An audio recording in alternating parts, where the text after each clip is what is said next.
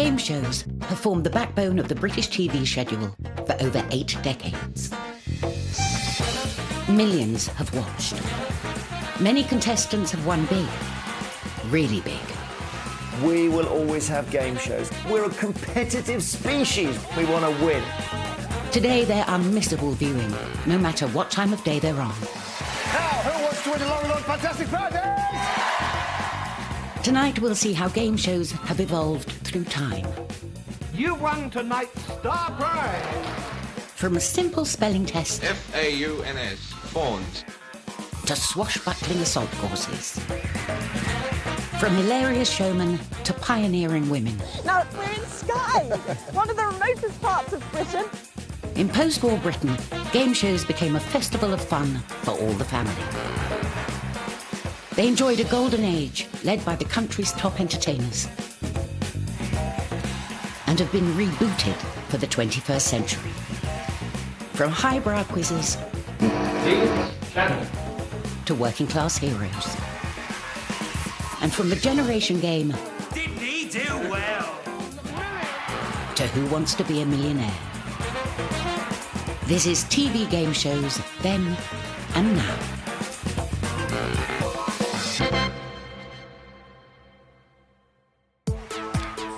Today, there are dozens of game shows on telly. Every hour of every day, we go through the keyhole, reach the tipping point, and get totally wiped out. They challenge our brains and our bodies. They move us with tragedies and triumphs.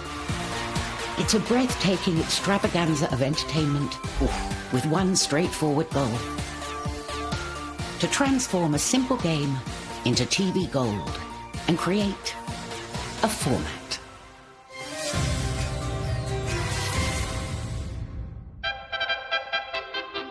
In 1938, the British game show was born. The battle is on, and Spelling Master Tom Woodruff at the table on the right.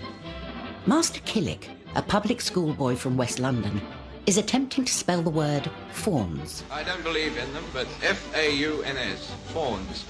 That was correct, Mr. Curry. Spelling Bee was one of the first shows broadcast on a groundbreaking British innovation, BBC television. But at the time, the BBC believed education was more important than entertainment. It was very straight-laced. It was a pure question and answer situation with no fun to be had. V-E-R. Demanding good knowledge and intelligent reception. Spelling Bee was a popular BBC radio show, but on telly, it was a damp squib. Watched by fewer than 1,000 viewers, Spelling Bee lacked what all modern game shows have: an entertaining format that engages the viewer.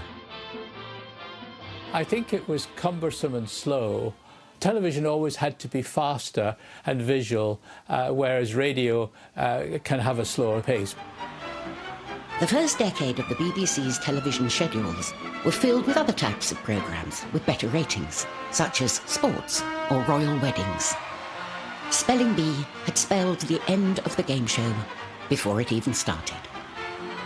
But across the Atlantic, a TV revolution was taking place. Beat the Clock, America's favorite fun show. One that would usher in a bold new era. Led by the game show godfathers, Mark Goodson and Bill Todman. My father, when he met with Goodson, there was sort of a mutual discovery that they both liked games. Basically, they would knock around different ideas for quiz shows and develop that idea over the period of 6, 12, 18 months. Rare, boy, rare! Throughout the 1950s, Goodson and Todman created blockbuster US game shows like Beat the Clock, The Price is Right, and What's My Line? The first element of their pioneering format was to invite the audience to play along.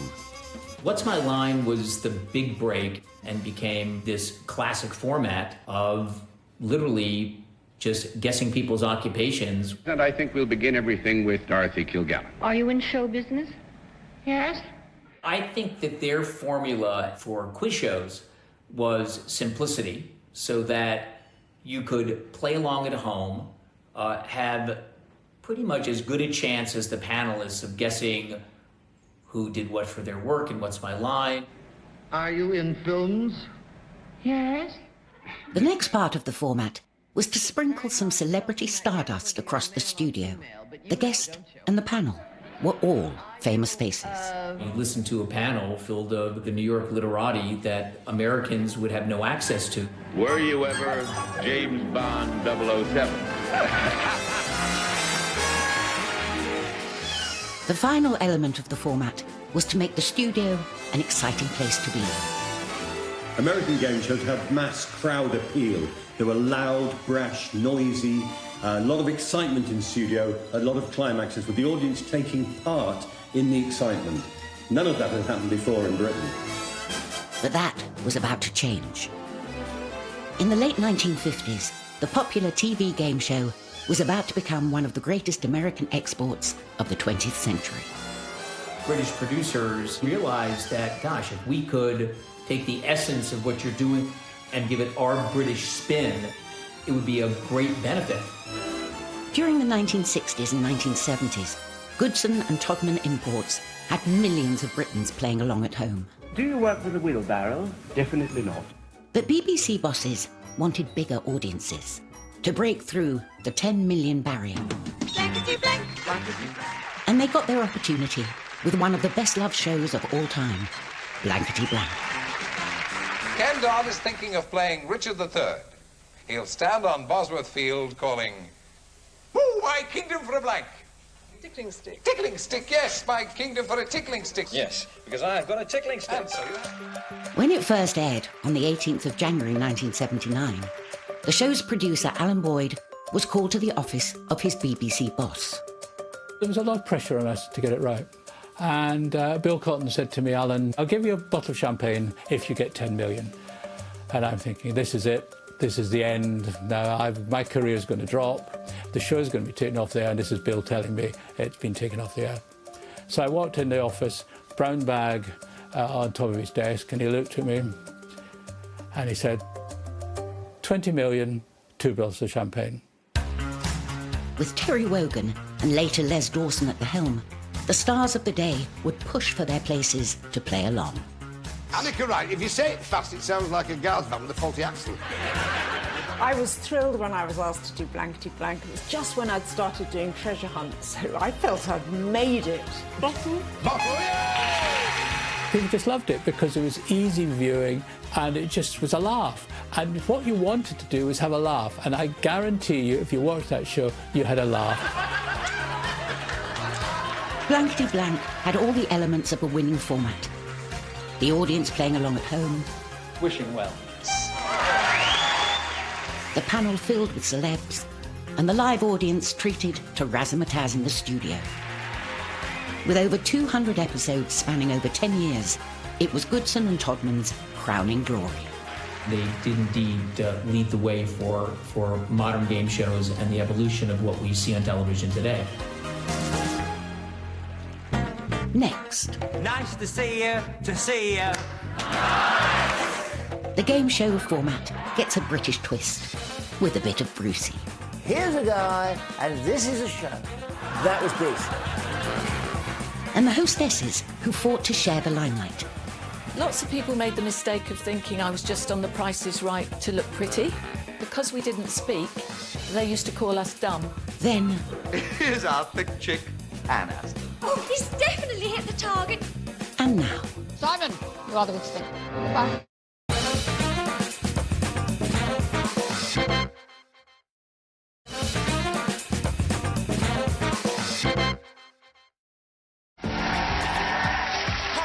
Welcome to Catchphrase. Turn on the TV today and you're just a click away from a game show. From shiny TV studios to outdoor assault courses, there's no denying we all love them. And a particular part of them we love is the Ringmaster. Well, despite being one of the most fascinating teams we've ever had, Play Egghead's Eclection have now lost 3 brains. The format is put together on a piece of paper somewhere. The contestants are brought from all over the country. The host has to somehow glue the whole thing together. Now, the host is as big a draw as the game itself. Who wants to win a Laurel on Fantastic Prizes?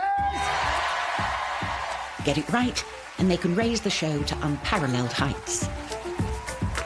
But get it wrong, and it's career suicide. Because if you mess up, the ceiling's going to come in on you.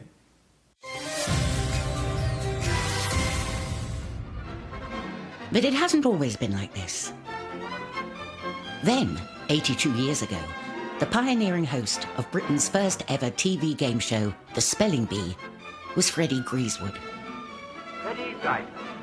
Greasewood was the David Dimbleby of his time. Cotton has been used for thousands of years and has increasingly become very much a part of our daily lives. And his schoolmasterly approach set the tone for his BBC contemporaries.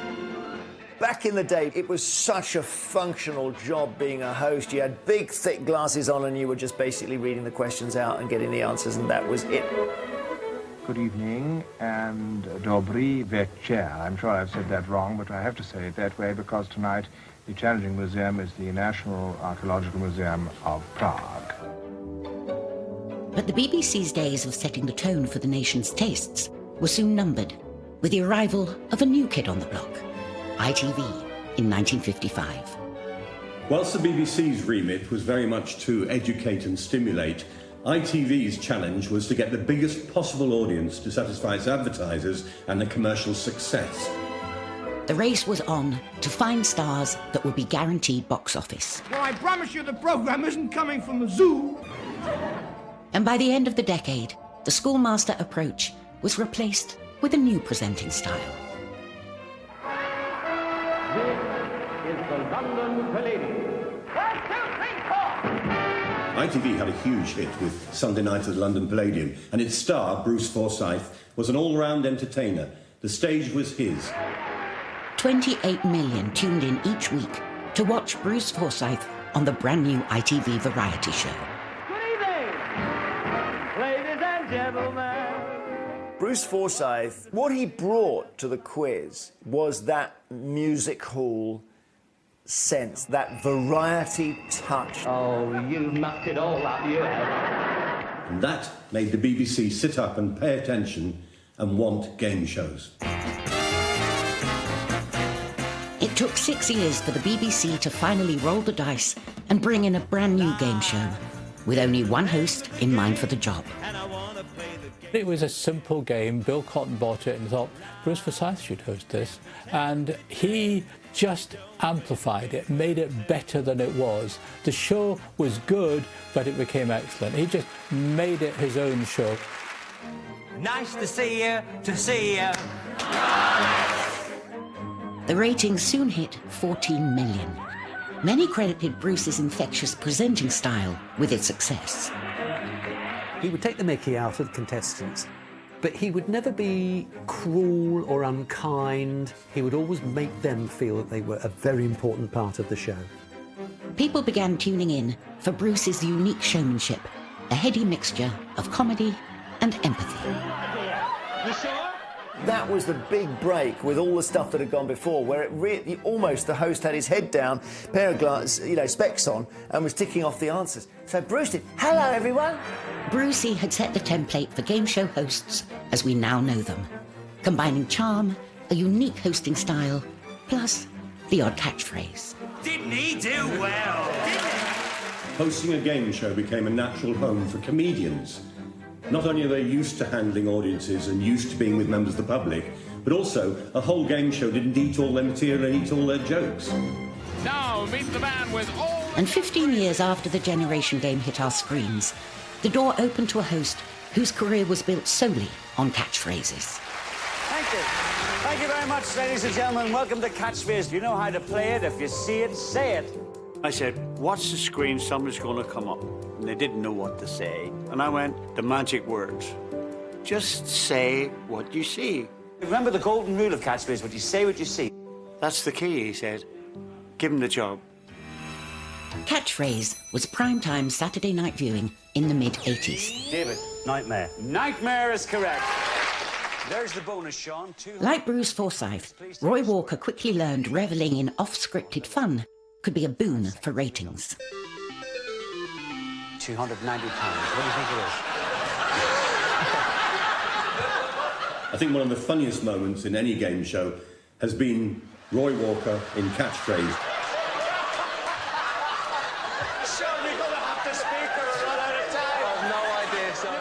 And the audience in the studio were in hysterics. Roy capitalised on that beautifully. Snake charmer. This new era of game show hosts was a handbrake turn from the past. Comedians rather than scholars. Bob Monkhouse, Thank you, ladies and gentlemen.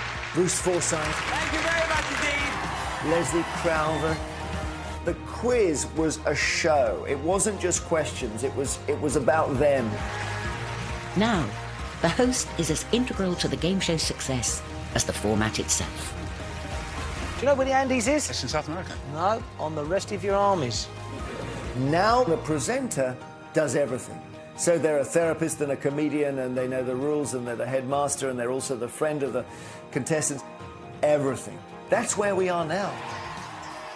But the megawatt personalities are only one side of the changing game show story. In the world of TV game shows, the male host has traditionally called the shots. Here's our thick chick, Ann Aston. Oh, and even with my bad arithmetic, out of 55, he scored at least 1,572. Look at this. Since inception of the hostess in the 1960s, the women's role was to add some glamour.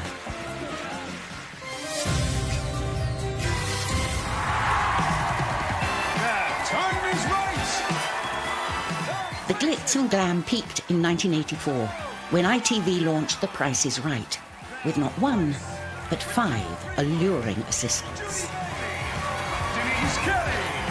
I was completely fascinated from the first day I stepped on the set. A TV show with a glittery backdrop and you're giving prizes away and making people happy. What's not to like, really? Give your sitting room the glamour and sparkle of a But yet again, the role was limited. It was my job to grab the contestants who'd come out of the audience and get them to their mark, and also to demonstrate the prizes. The briefcase. The briefcase. Please tell us, Denise, yeah. Lots of people made the mistake of thinking I was just on The Price is Right to look pretty. Because we didn't speak, they used to call us dumb. That was a bit annoying, because all the girls who were on there were really intelligent girls, as they've shown by the careers that they went into from that show. And eventually I became a producer. To win the game. The Price is Right's success owed much to its hostesses, but the male host still ruled supreme. We recorded 2 pilots for The Price is Right with 2 different hosts, but they were both men. So no one ever suggested at the time that there might be a woman who could present it. But off-screen, the world was evolving. Women, join us! British women in the early 70s marched for equal rights and equal pay. It must be obvious to you, as it is to us, that there is discrimination against women in this country. I just remember when I was about 8 saying, why is it that when you get married, you become the property of your husband because you take their name? It seemed really weird to me as an 8-year-old. But I'm really grateful to my mum because she was very ahead of her time on that front. And I sort of feel in a way she handed me the baton and then I sort of carried on with it. The Sex Discrimination Act was passed in 1975. Protecting the rights of women throughout the UK. But game shows were still lagging far behind. People just got used to seeing women in a very submissive role on television. It's really shocking, really. The sidekick role of hostess continued into the 90s. But the role of women started to shift 2 years before Denise glammed up our screens. When people probably first saw Carol Vorderman on Countdown, they thought she was going to be set decoration. Well, she was so much more than that. I think Carol Vorderman was a game changer for the role of women on game shows. The countdown starts now. Countdown was the first programme to be broadcast on new Channel 4 and tested the maths and English skills of the contestants. Raymond. Yes, Raymond. Very good. But it was Carol Vorderman's amazing way with numbers that really took centre stage. Can you do any better, Carol? There was a way of actually getting 493. I think massive respect and credit should go to Channel 4 because They bravely went where no one had been before. Adding the 3 to the 490 gives us our total of 493. They went with Carol Vorderman. They chose someone who was articulate and feisty in her own right. Vorderman's intellect was a handbrake turn for women in game shows, but she was still playing second fiddle to a male host. In the same year, changes were afoot. Treasure Hunt, an adventure game also on Channel 4, was a complete first. The woman taking centre stage. So, Annie, can you hear me? I can indeed. Hello to you all. Now, we're in Skye, one of the remotest parts of Britain. It was exciting to do at the time because women were just not seen like that on television. Hello! I think for young girls looking, it was just very empowering to see this girl in control, out there, calling the shots. Airing every Friday night, the show featured two players attempting to solve a selection of cryptic clues, guiding Skyrunner Annika Rice to locations all over the UK. But on Treasure Hunt, Annika was the star, and her helping hand was a man, former newsreader Kenneth Kendall. I think it did take a kind of really radical adventure show for a woman to suddenly be seen in a different light. Oh my God! It kind of moved telly along. But to break new ground with female game show hosts was not without its risks. I used to jump into the North Sea. I mean, people die in the North Sea. Right, the wenchman's in the water, Kenneth. Shouldn't take long to get to her then. He's got her. Another time I had to run onto a race course and find a clue, and a horse just knocked me flying. So I don't really remember the rest of the show, but I think we obviously got through it. Where do I run to? Over 2 decades that followed, Carol and Annika helped blaze a trail for women in game shows. Some even began taking the host's chair. Welcome to The Weakest Link. Anne Robinson was a breath of fresh air. Here was this woman, you just felt she didn't give a toss what anyone thought of her. Have you been losing your hair for long? Yeah, I have actually. Do you want to elaborate on that? No. It was the first time they'd really seen men being put down so publicly. Simon, you are the weakest link. Bye. The Weakest Link attracted over 8 million viewers, ran for 11 years, and transformed Anne Robinson from jobbing journalist to national treasure. For the first time, the woman wasn't soft and pretty on the show. She was actually quite aggressive, in a very humorous way, perhaps. But that was different to anything that had gone before. Then, women on game shows were the pretty sidekick. And now, they're leading from the front. But has this change gone far enough? Who Wants to Be a Millionaire? Why that role in its most recent reincarnation wasn't given to women, I literally don't understand. There are more women hosting game shows now, and I'm a firm believer that the job should always be given to the best person to do the job. But it would be nice, perhaps, if they did consider some of the good women a little bit more than they do. Bye-bye! Next, cuddly toys and cash prizes kept viewers tuning in, and why game show sets changed from this to this.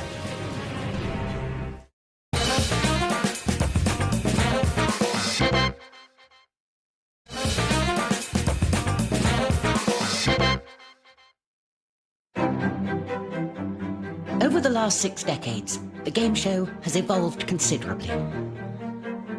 From question and answer to must-watch TV. From factual hosts to riotous ringleaders. And something else has changed. The prizes.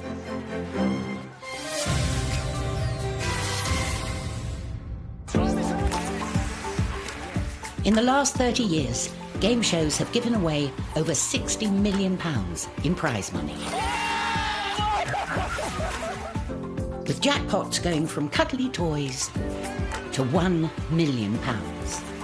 Nowadays, star prizes range from bucket loads of cash to brand new cars and houses.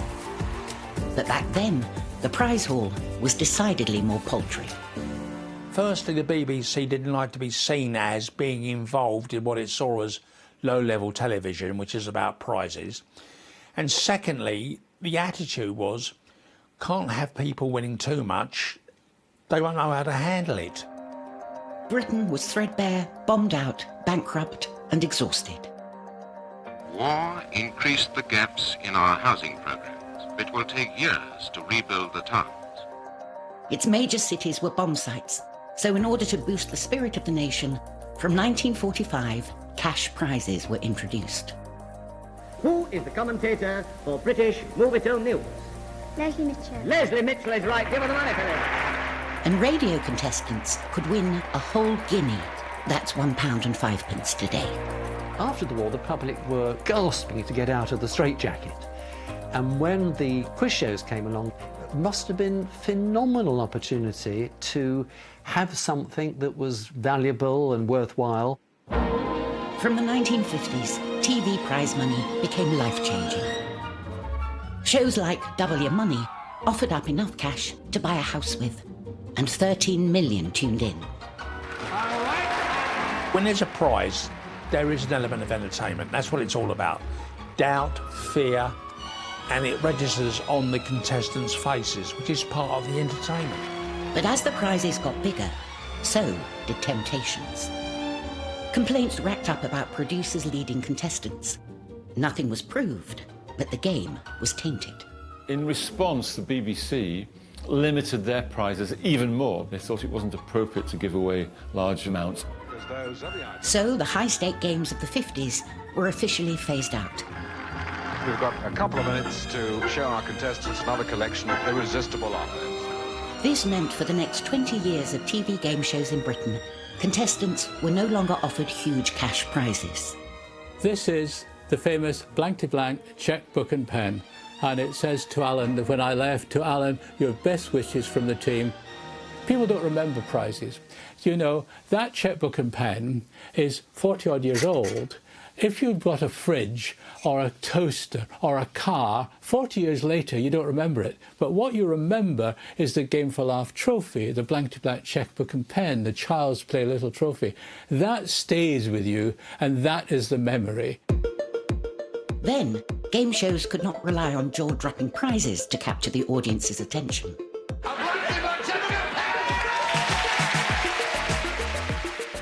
But today's supercharged game shows aren't complete without a major prize giveaway.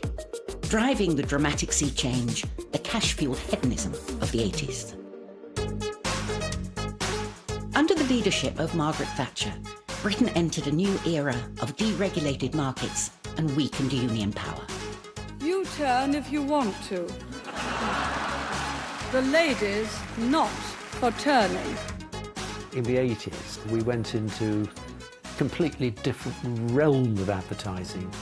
Televisions, they were pushing hi-fis. The lust for the latest in tech or foreign holidays meant that TV producers had cottoned on that big prizes equalled big audiences. But producers were limited to £6,000 as a maximum prize. You had to sort of balance your books with your prizes. In one, for the year-round 10, a Sunday. You couldn't give a car away every week, but if you add it together, the value that you're allowed to give away across the series, you could give away a car, and then you'd have to give away a washing machine the following week. Suddenly in the 80s, oh my goodness, it became this fest of consumerism. A car, an exotic holiday for all the family, the kitchen sink, somewhere for the kids to put a tent up. It got out of control.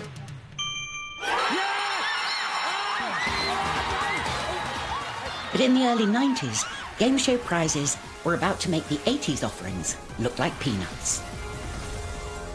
And by chance, ITV's head of entertainment had just received a brand new idea that would push quiz show prizes to previously unthinkable levels. I was interested before I even knew anything about the show, because I thought if this show works, then the very idea of a top prize of £1 million is exciting. Although he was sold on the prize, David still had concerns that the show's format would be too easy for contestants. Paul Smith, who was the producer of the show, he answered that by getting me to play the game. By staking my own money, he staked the same amount himself.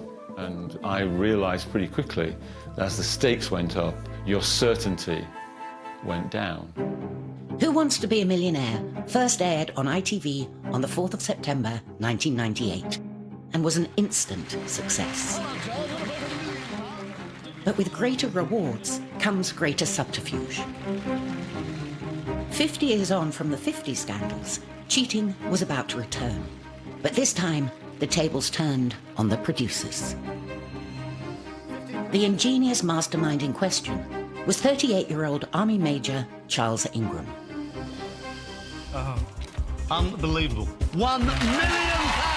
I heard that something wasn't quite right about the way he won his £1 million. So they brought the tape of his performance in for me to view.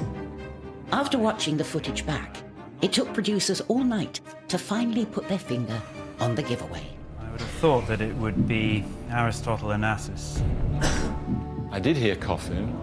I think it was Holbein. The coughing did seem to relate to him changing his mind. Craig David, I just can't. I don't think I've never heard of Craig David, to be honest. But I was as much struck by the way he would say he'd never heard of something and then he'd choose it as his answer. No, I'll go Craig David. Yeah. Final answer. I'm going to guess Craig David. I was thinking, there's something phony here. And eventually the police were called in. Army Major Charles Ingram and his wife Diana arriving at court today to face the cameras. The ringleader and his coughing accomplices were found guilty of deception and narrowly escaped jail. But even a national coughing scandal couldn't deter from the success of the show. We did it because we thought it would make fantastic, gripping entertainment. And great shows like that don't come by very often. And thank God we said yes and not no, because everybody else that said no, they turned down the Beatles, I didn't. Millionaire has set the bar for an explosion of staggering cash prizes, be it 1.5 million on ITV's Red or Black, or $1 million on Poker Face. Now, you can't go on the TV in prime time without giving away at least 50,000 quid. I don't think it means a great deal anymore to people. From cuddly toys then to colossal cash prizes now. But that's not the only draw in the race for ratings. In the last 60 years, the game show has gone from propping up the schedules to must-watch event television. Now, game shows are ubiquitous the world over. But with over 400 channels competing for ratings, the game show must evolve to survive. Today's studios are slick affairs. They have glossy sets, shiny graphics, sleek lighting, and a budget to match. But these groundbreaking sets are a world away from those of the 70s. When I was on Blankety Blank, I felt like I was practically sitting on an orange crate and there could well be oranges still in it. Back then, the set was a simple construction. Larry Grayson, he walked over to slide the door open where there was a celebrity guest behind it, and of course half the set wanted to fall over. In that earlier generation, the lighting was very, very simplistic, very basic. It was bright, it was breezy, there was no intimidating feel about them. But by the late 90s, game shows were on their way out, and the game show became a drama with a set to match.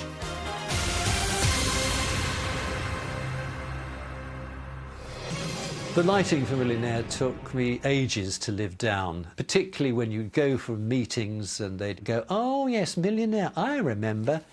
The producers of Who Wants to Be a Millionaire were sure they were onto a winner, but in their early test runs, the show was falling flat. I got a phone call from Paul Smith the morning after our first Millionaire pilot. He said to me, throw the rule book out and come back with something that will really excite me and make the show such a good one. It was very up-tempo, jolly, happy. It was not lit to heighten the drama in the show. With filming just 1 week away, lighting director Brian had no time to waste. I rose to the bait and I Within an hour, I'd got the old lighting plot out for Millionaire. I'd moved lamps round, adjusted others, ordered some smoke, had an idea in my mind what I was going to do with it. The lighting design was programmed to darken the set as the contestant progresses further into the game. And in those really dark moments, the big questions, all you can see is these shafts of light coming through, so they're like the doors of prison cells. Brian Pearce is one of the great lighting directors of entertainment on British television. I mean, he's a genius. There's no question at all that Who Wants to Be a Millionaire changed everything for the quiz. The Weakest Link would never have looked and felt the way that it did. Even the chase, you look at the chase and the drama of the chase and the way it's shot. The modern quiz show owes a great deal to Millionaire. While the studio may have changed, there's one thing that endures: our love for contestants. But what does it take to be a successful one? Fred Housego. Occupation? Licensed taxi driver. Find out later how one man had all the right answers and changed the role for his fellow quizzers.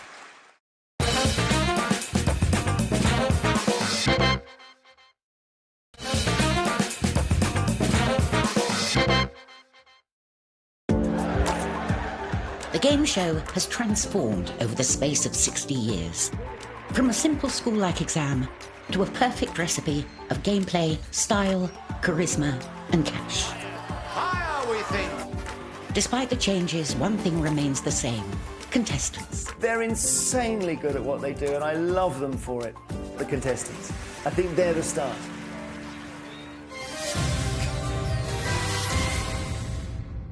Mal, choose a subject for Paul. Back in the 1970s, there were two camps of contestants.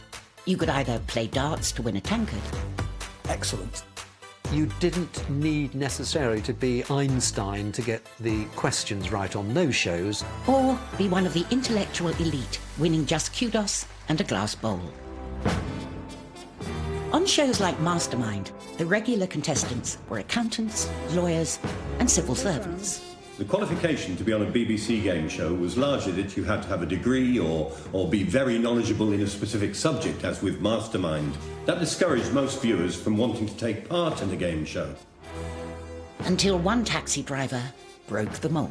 Your name, please? Fred Housego. Occupation? Licensed taxi driver. Applying for Mastermind was taken out of my hands. My wife applied for me. Basically, she was sick and tired of me shouting out the answers. And in many occasions I was right, so she thought, well, to stop him, I'll get him on the programme, that'll keep him quiet. And it more or less did. According to tradition, which King of England ended his life presumed murdered in the Wakefield Tower? Henry VI. Correct. The perception of Fred Housego in Mastermind was that as a taxi driver, what chance did he really stand against intellectuals and brainy folk?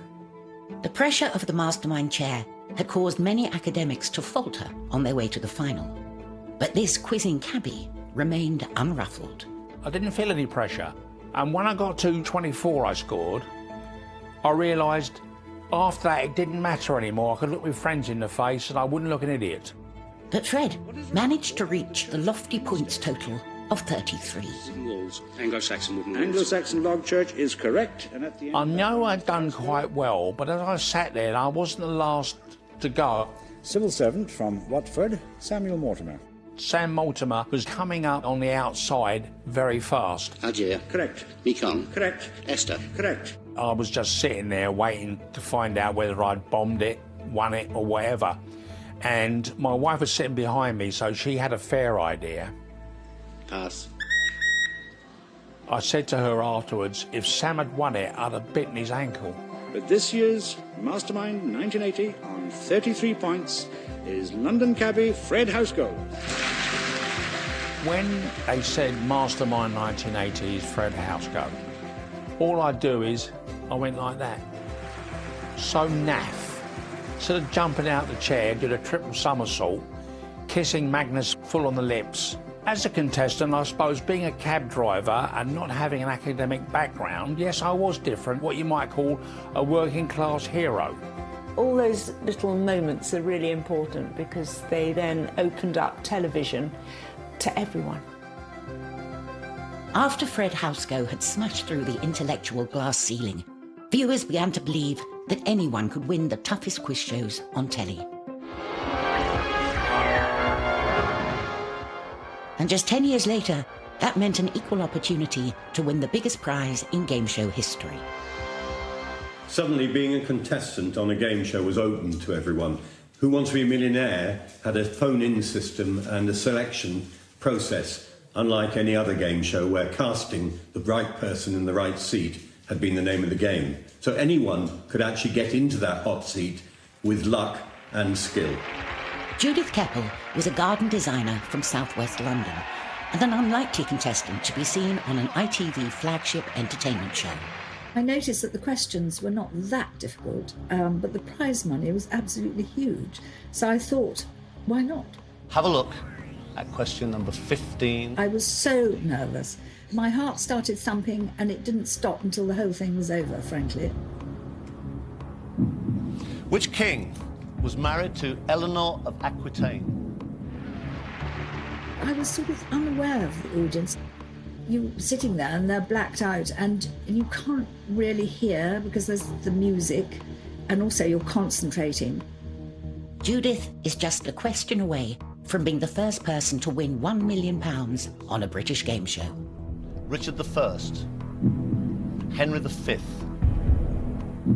I think it's Henry II. I did then hear this sort of collective intake of breath, which was really quite loud.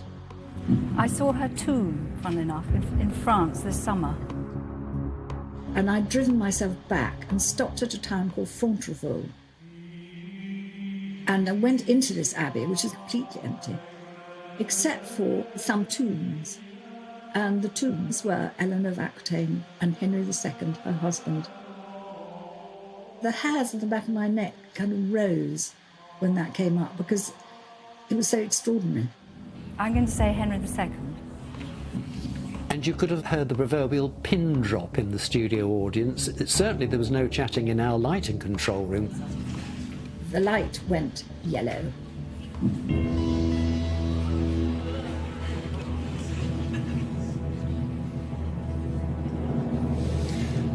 You just won £1 million! There was the most wonderful roar, like a football crowd. It was absolutely fantastic. The first thing I bought with my winnings, I went to Harrods and bought a red cashmere jersey, which I wore at the press conference. The fact that Millionaire's first big winner, Judith Keppel, was rather posh should have gone against the show. It didn't, in fact. People understood that it was a democracy. Now, thanks to the likes of Millionaire and Mastermind's Fred, quiz shows were no longer the preserve of the intellectual elite. Back in the day, you just had to know about the wives of Henry VIII to be a good quizzer. Now you've got to know about Kim Kardashian and Kanye West. You've got to know stuff that's popular as well as stuff that's historical and classical. Over 6 decades of changes to the TV game show. Outrageous gameplay, hilarious hosts, You mucked it all up, you. life-changing prizes, and bigger, slicker studios. It's a generous move. All have transformed a modest test of general knowledge into primetime TV entertainment across the globe. But its original mission remains the same: to bring fun, excitement, and jeopardy to our living rooms. And that's why we love them. I don't know what it is about this country, but we will always, always be a nation of quizzers. I've no doubt at all. The latest comic to try his hand at a game show is Michael McIntyre and his journey to arena-filling fave told in his own words. Brand new New Year's Day at 9. Next, one of the first and slickest comedians to command a quiz with thousands of jokes on standby, Bob Monkhouse, master of laughter. New next.